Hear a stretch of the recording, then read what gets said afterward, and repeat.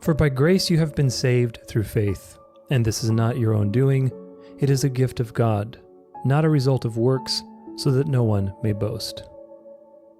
Ephesians 2, verse 8 through 9.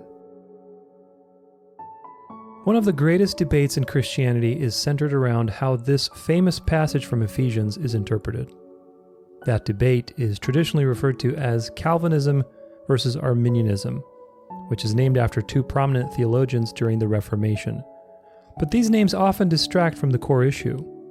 That is, what is really at stake here is this: does God give us grace as a gift that we in turn take advantage of through our free will? Or is our ability to believe and see God in and of itself the gift? This is the true debate, and it's the debate between monergism and synergism. These two terms are fancy-sounding theological words for something that is relatively simple, although extremely profound and intimately related to the gospel.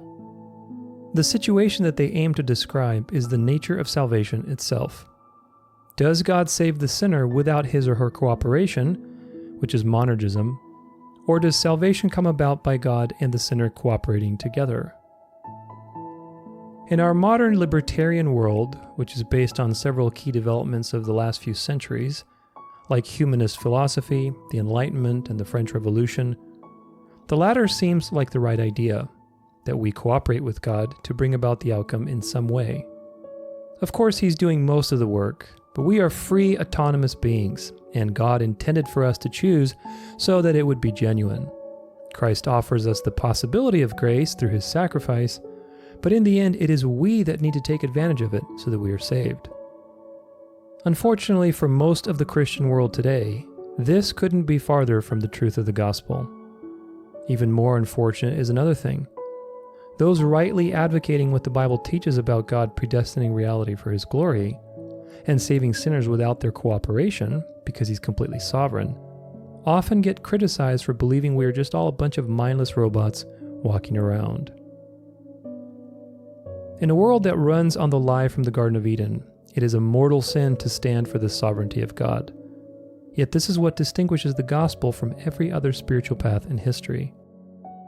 Unlike Judaism or Islam or Hinduism or Buddhism or any religion ever created, where man must do the work or contribute to the outcome in some way, the gospel tells you something profound: that God has done the work already, both in predestining the outcome to reveal His glory and in ensuring the salvation of those He's chosen to save, also for His glory.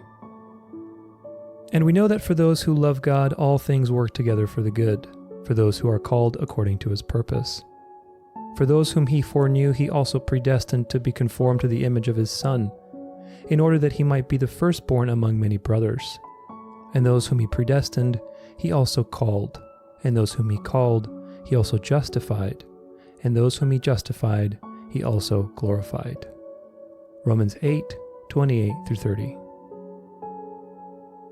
This famous passage is often called the golden chain of redemption, because in it, Paul links all those who are saved to God's predestined plan before time began. We know that not everyone will be resurrected to glory with Christ, so what these and many other texts reveal is that God has not chosen to save everyone. A similar golden chain can be found in John chapter 6, verses 37-40, where Jesus reveals God's will through Christ. All that the Father gives me will come to me, and whoever comes to me I will never cast out. For I have come down from heaven, not to do my own will, but the will of Him who sent me. And this is the will of Him who sent me, that I should lose nothing of all that He has given me, but raise it up on the last day. For this is the will of my Father, that everyone who looks on the Son and believes in Him should have eternal life, and I will raise him up on the last day. A few verses later in John 6, verses 44-45, Jesus continues and says, "Do not grumble amongst yourselves. No one can come to me unless the Father who sent me draws him, and I will raise him up on the last day. It is written in the prophets, and they will be taught by God. Everyone who has heard and learned from the Father comes to me." It is vitally important now to see what our Lord is communicating in these verses. First, no one can come to Christ in faith unless the Father draws them and teaches them. Later in verse 65, Jesus repeats this important point and says that nobody can come to him unless the Father grants that person to come. What this means is that faith in Christ requires a prerequisite, and that prerequisite is for God to do something first, namely, to draw, teach, and grant that person so that they may believe. The next important detail is that Christ says he will lose nobody that the Father has given to him, but rather raise them up on the last day. This means that everyone who will be resurrected was also given to Christ. In other words, there will be no saved Christians that were not given to Christ. But if this is the case, then it's plainly evident that not everyone was given to Jesus. Otherwise, everyone would have been saved and resurrected to glory. These simple yet profound glimpses into the mind of God and into the plan of salvation are revealed to give us as believers the ultimate gift, which is the peace beyond understanding. See Philippians 4 verse 7. It is the peace that the outcome is absolutely certain, because it's backed by God's words, and God cannot lie or change. See Numbers 23:19. It's also what gives God full glory and credit for the outcome, because were it not for his choice to save us, we would be destroyed, and what's worse, we wouldn't even care or be aware of what we'd be losing. This last part is very important, because the Bible consistently teaches that we are not only vessels for God's will, but actually dead in our sins and incapable of choosing the good. See Jeremiah 17:9, Proverbs 3 verses 5 through 6, 2 Corinthians 4 verse 4, Isaiah 64 verse 6, Romans 3 verse 10, and 1 Corinthians 2 verse 14. The point is that God is not throwing us a life jacket or a life buoy and hoping that we make the right choice. Rather, he's jumping in the water, swimming to the bottom, grabbing our dead corpse, taking it to the shore and resuscitating us so that we can live.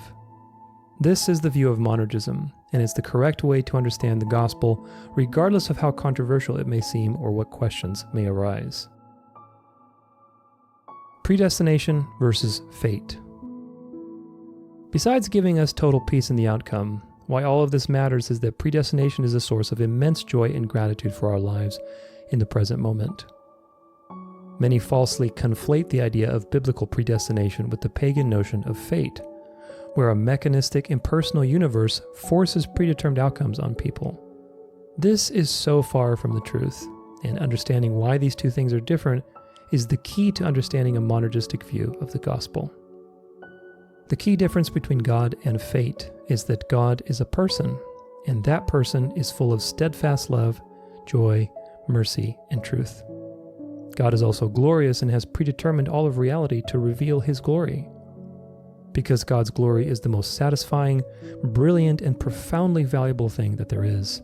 What this means is that everything in our lives has been shaped according to the highest good. Our lives as Christians are being conformed to the perfect image of Christ who was sinless, and when Jesus returns, we will all have glorified bodies and be in the glorified presence of God physically on earth forever, which will be the most satisfying and surreal experience possible. In significant contrast to this, fate doesn't have a higher good, nor does it seek its own glory, nor is it loving or kind or merciful. And this is the difference. When something negative happens to us as Christians, we can trust, like Joseph in Genesis 50 verse 20, that although others may have meant it for evil, that God meant it for good and will use it for amazing things. This is the difference between biblical predestination and fate, and when you see it, you realize that they are, in fact, quite different. A living story. If we can get through this problem in our minds, we will be able to marvel at the mystery of life. Just like Christ's incarnation is a mystery, how he can be fully God and fully man, so too is our own life a mystery between God's predestined plan and our experience of that plan one moment and one choice at a time. Predestination does not exclude participation, and this is the thing to remember. Throughout the scriptures, God gave roles to everyone that were very specific and very important. He is the author to this amazing, living story, and while the story is about him, in his generosity, he gave each and every one of us a unique life with unique experiences within that story. You and I are not the ones turning the pages, yet we live through them as they are being turned by the narrator. We are supporting characters to a great hero, yet our own lives are incredibly painted with meaning and uniqueness and importance as we live out our own story within the book of life. This is why predestination is a gift and not something to despair about. Most of the world is clueless about God or the gospel, and it's clear that God has chosen not to reveal himself and the wisdom of the cross to everyone.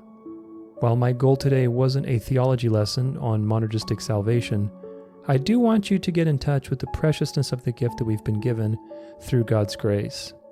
It's not just a pardon of our sins, but something much greater. If you read Ephesians 2 verses 8 through 9 correctly, you will realize that your ability to believe in God and have a relationship with him is the gift. And because the gifts of God are irrevocable, see Romans 11 verses 29, and the Spirit is our guarantee of our inheritance, see Ephesians 1 verse 14, it means that our awareness of Jesus and the Spirit's work in our lives is a source of profound and everlasting joy, because it means that we've been saved and we know that we are saved. What a gift and what a mystery. I know that if God had not chosen to reveal himself to me, I would have never been the wiser. I wouldn't have cared.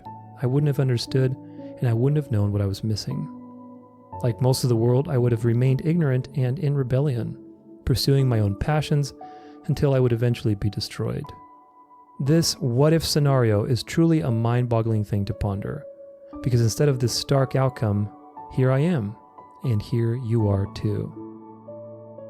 While there are many questions that arise when we honestly face what the scriptures tell us about reality, and some of those questions don't have perfect answers on this side of eternity, we must not see predestination as a curse or a problem or something to be resisted. It is in fact the heart of the gospel, and it's a source of immense joy and peace for us as believers because God is perfectly good and perfectly in control. The fact that he saves us without our cooperation is the very essence of the good news, not a source of fear or pride or disillusionment. So let us walk with boldness in our guarantee, and remember that we are living in a story that is a living story and one that has a happy ending, a glorious ending, and that a new and never-ending story is right on the horizon.